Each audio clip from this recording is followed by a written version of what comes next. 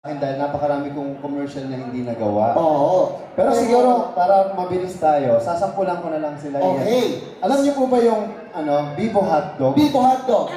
Alam niyo yung puppet doon? Okay. Yung puppet, yung ano yan, yung pagong tsaka yung matching. Tama? Parang si Kiko matching. Sample? Gusto niyo marinig? Siya po yun. O sige, gusto ko, pigit kayo. Pigit. Yan, bilang kayo. 1, 2, 3, go!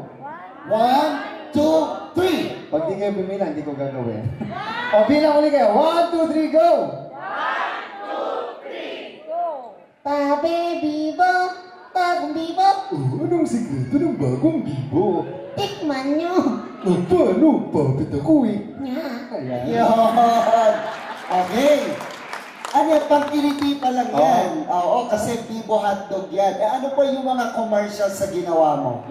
Pero maganda, kwentuhan ko muna sila Ayun. kung bakit, bakit ako natuto ng voice acting. Alam niyo po, sino po ba yung nakikinig dito ng mga radio drama nung araw? Ayan, yung mga